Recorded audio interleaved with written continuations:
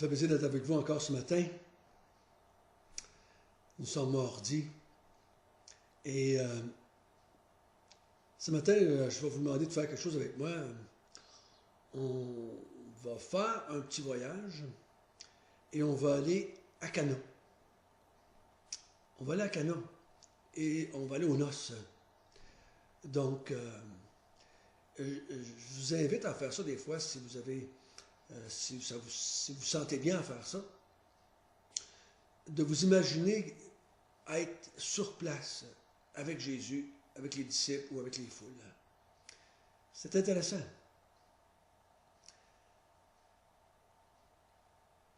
Et ça va nous aider à comprendre qu'est-ce qui s'est passé ce matin-là.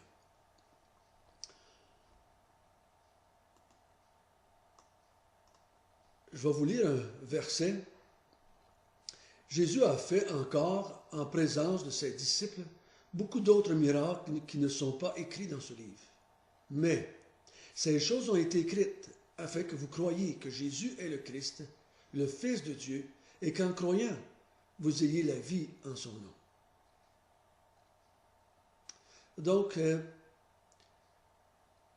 le but que Jean écrit ces miracles, c'est qu'on croit. C'est qu'on croit que Jésus est le Christ, le Fils de Dieu. Et le résultat va de recevoir la vie au nom de Jésus. Donc ce matin, c'est un de ces miracles-là. C'est le premier miracle que Jésus a fait, qui est enregistré dans les évangiles. Donc, allons le lire, si vous voulez bien, ce miracle qu'on connaît tous. 3 jours après, il y eut des noces à Cana, en Galilée. La mère de Jésus était là, et Jésus fut aussi invité aux noces avec ses disciples. Et le vin ayant manqué, la mère de Jésus lui dit, « Ils n'ont plus de vin. » Jésus lui répondit, « Femme, qu'y a-t-il entre moi et toi? Mon heure n'est pas encore venue. » Sa mère dit au serviteur, « Faites ce qu'il vous dira. » Alors il y avait là 6 vases de pierre destinés aux purifications des Juifs, et contenant chacun d'eux ou 3 mesures. Jésus leur dit, « Remplissez d'eau ces vases. » Et ils les remplirent jusqu'au bord. Puis, maintenant, leur dit-il, puisez maintenant, leur dit-il, et apportez-en à l'ordonnateur du repas. Et ils lui en apportèrent. Quand l'ordonnateur du repas eut goûté l'eau changée en vin, ne sachant d'où venait ce vin, tandis que les serviteurs qui avaient puisé l'eau le savaient bien, il appela l'époux et lui dit, « Tout homme sert d'abord le bon vin, puis le moins bon après qu'on s'est enivré. Toi, tu as gardé le bon vin jusqu'à présent. » Tel fut à Cana en Galilée les premiers des miracles que fit Jésus. Il manifesta sa gloire et ses disciples crurent en lui. Prions ensemble. Notre Père du ciel, nous voulons que cet événement dans la vie de Jésus puisse nous amener à comprendre encore mieux qui il est. Et quel est le but de tout ce qu'il a fait? Jean l'a dit, le but c'est de prouver qu'il est le Christ, de prouver qu'il est le Fils de Dieu et qu'on ait la vie éternelle. Et ayant reçu cette vie, nous pourrons t'adorer et te servir en esprit et en vérité, comme tu le désires et tu le mérites. Que ces quelques instants ensemble puissent nous conduire là ce matin dans l'adoration et la louange. Amen. Donc, on est aux noces. Vous êtes parmi ces disciples-là. Hier, on a vu samedi les disciples qui étaient là. On a Jean, on a Jacques, on a André, on a Pierre, on a Philippe, on a Nathanaël. qui sont avec Jésus. On présume qu'ils sont là avec, parce que c'est les disciples qu'on connaît jusqu'à date, c'est ces six-là. Et ils le suivent. Donc Jésus est à Cana, dans cette ville-là, et qui n'est pas tellement loin de Nazareth, et il est invité aux noces. On ne sait pas pourquoi il a été invité. Il a été invité parce que c'était dans la famille, peut-être. Marie était là. Peut-être qu'il était invité. Peut-être que c'était la coutume aussi d'inviter le village. Je ne sais pas.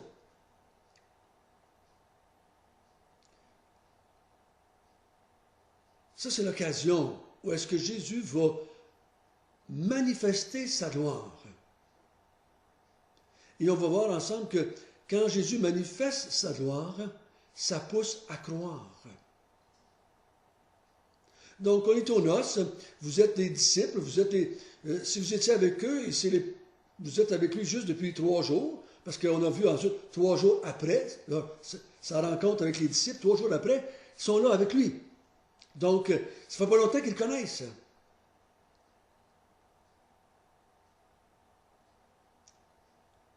Et là, ils sont avec lui, ils sont autour de lui, et il manque de vin. Et Marie lui demande, Jésus lui dit, il n'y a plus de vin, ils n'ont plus de vin. Il semble que Marie voulait qu'il fasse quelque chose. Par la réponse de Jésus, on présume qu'elle veut quelque chose, ou qu'elle espère quelque chose. Mais Jésus lui dit, ce n'est pas à toi, femme, de me dire qu'est-ce que je dois faire et comment je dois le faire.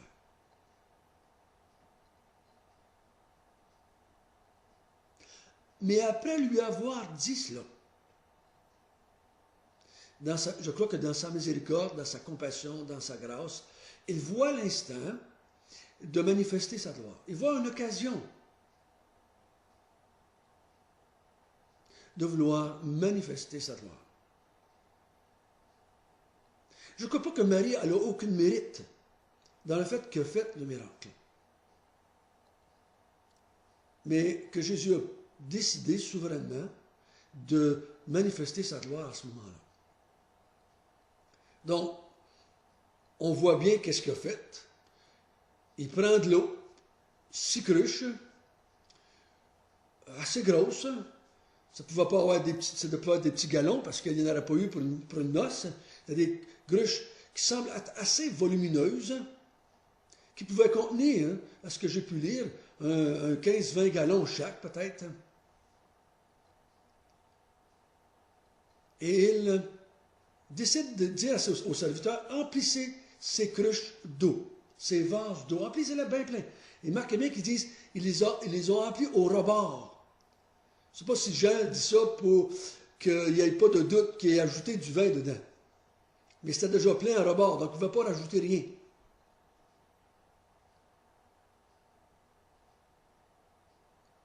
Et ensuite, il dit, allez mener le vin aux invités à la noce. Donc les serviteurs commencent à servir le vin et on a différentes réactions. On a la réaction de l'ordonnateur. L'ordonnateur est surpris qu'on amène ce bon vin-là à la fin.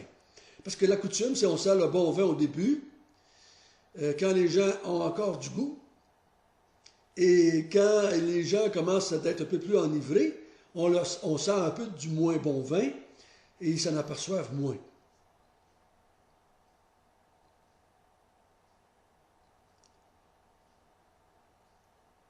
Mais ça s'arrête là.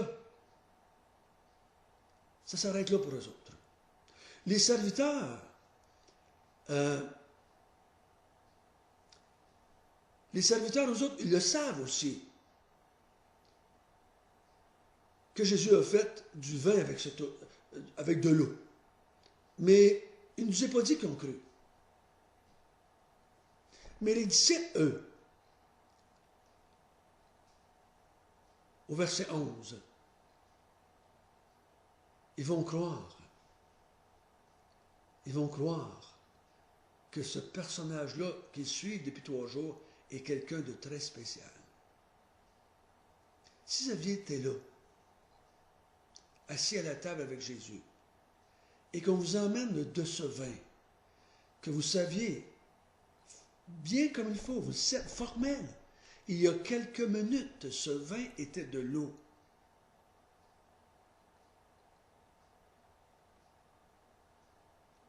Qu'est-ce que vous auriez pensé? Vous auriez été épaté, n'est-ce pas? Vous auriez été dit, waouh, waouh, c'est qui ce gars-là? C'est qui ce gars-là? Parce qu'ils sont loin d'être conscients encore qu'il est Dieu fait chair. Bien loin de là. C'est qui ce gars-là? Qui peut prendre de l'eau et faire du vin avec, instantanément.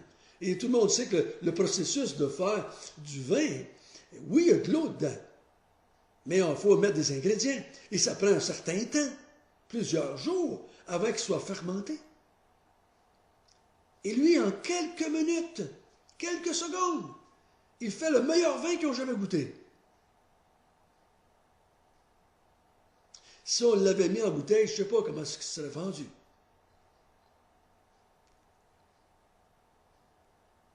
Du vin divin. Cuvée très spéciale. Et le verset 11 nous dit, « Il manifesta ainsi sa gloire. » Donc, le mot gloire, qu'est-ce que ça nous dit? Il manifeste qui il est. La gloire de Dieu, c'est ce qu'il est. Tu le vois, tu vois sa gloire. Sa gloire, c'est pas des rayons de soleil, c'est pas des rayons de lumière. Des fois, on voit des images d'un Jésus glorieux, puis là, on voit une auréole autour de sa tête, des rayons de lumière qui sortent. Ils n'ont pas vu ça, là. Ils n'ont pas vu d'auréole autour de sa tête, puis ni de rayons de lumière. Mais ils ont vu que cet homme-là était plus qu'un être humain. Et c'est une autre petite étape, un autre pas vers le fait de croire qu'il est le Christ, le Fils de Dieu. Ils sont convaincus maintenant que cet homme-là peut créer des choses, peut transformer des choses.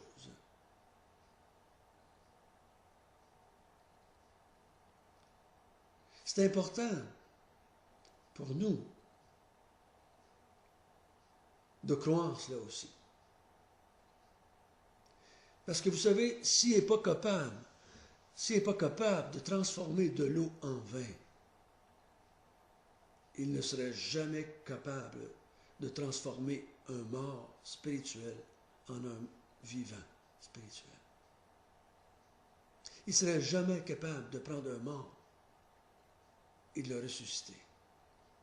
Il ne serait jamais capable de prendre notre cœur de pierre et en faire un cœur de chair.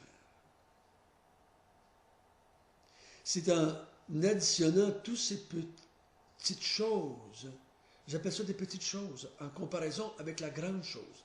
Parce qu'il dit, vous allez voir de grandes choses. C'est une petite chose en comparaison du miracle qu'il a fait en vous et moi. Mais si on ne croit pas le miracle des noces de Cana, on ne pourra pas croire le miracle qu'il a fait en nous. Et si vous êtes impressionné par un faiseur de vin, nous devrions être d'autant plus impressionnés, émerveillés du miracle qu'il a fait en vous. Et ce miracle-là qu'il a fait en vous confirme, vous donne la preuve du miracle qui va faire un peu plus loin, qui va compléter votre transformation en vous régénérant physiquement, en vous ressuscitant d'entre les morts, en où, si l'avènement arrive, et on va être enlevé, il va nous transformer en un instant. Comme il a transformé l'eau en vin, il va prendre votre corps malade, votre corps vieux, ratatiné, votre corps faible. Et en un instant, il va le transformer en un corps glorieux. C'est ça qui est merveilleux. Il manifeste sa gloire, et cette manifestation-là nous amène à croire que quand il va dire « Je vais te ressusciter », on va le croire. On va le croire. Quelqu'un m'a déjà demandé, puis dit « François, comment se fait pour croire que Dieu a créé le monde à partir de rien? » Parce que je l'ai vu faire dans la Bible pendant qu'il était sur la terre. Il a fait ces choses-là. Parce qu'ici, il a créé. Pas à partir de rien, mais à partir de l'eau, il a créé des choses. Tous les éléments qui s'apprenaient pour faire du vin, il les a créés à partir de rien. Donc, le Seigneur a manifesté sa gloire et ça l'a amené les disciples à croire. En ce jour,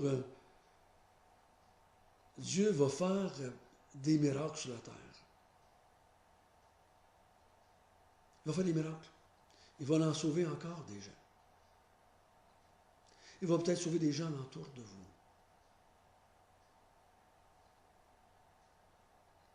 Et je crois personnellement qu'il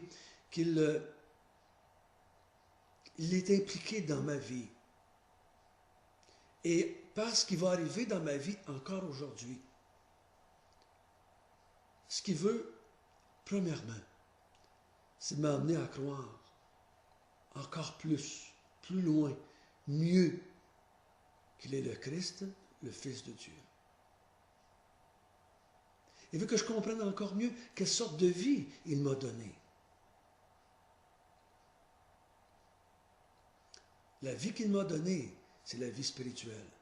Et cette vie me met en relation avec lui et avec son Père. Nous, on voit tout le temps le mot « vie » comme étant le ciel, d'être avec Dieu mais qu'on meurt. Mais la vie qu'il nous donne ici, parce qu'on croit, c'est la capacité d'être en relation avec lui. Tout à l'heure, j'étais en train de déjeuner et en m'assisant pour commencer à manger, j'ai juste pensé pendant quelques instants qu'il était assis sur l'autre chaise en face de moi. Et je lui ai dit merci pour la nourriture. C'est des petites choses simples de même de la vie qui fait qu'on croit qu'on a un grand Dieu. Prions ensemble. Notre Père du ciel, nous te remercions que tu as fait ce miracle ce matin, encore une fois, pour convaincre, je suis le Christ, je suis le Messie, je suis le Fils de Dieu, je suis Dieu, je peux créer à partir de rien. Seigneur, fais qu'on n'utilise pas ce miracle pour essayer de dire, il est capable d'en faire encore aujourd'hui, puis je vais lui demander qu'il en fasse dans ma vie aujourd'hui des miracles pour régler mes petits problèmes. Mais plutôt qu'on puisse se servir de ce miracle par l'aide de ton esprit pour grandir, si je peux dire ainsi, dans la vie, dans notre relation avec toi. Et qu'on puisse te louer, te glorifier aujourd'hui à travers tout ce qu'on va voir, tout ce qu'on va comprendre que tu es en train de faire. Parce que tu es à l'œuvre, en nous, autour de nous et par nous. Glorifie-toi.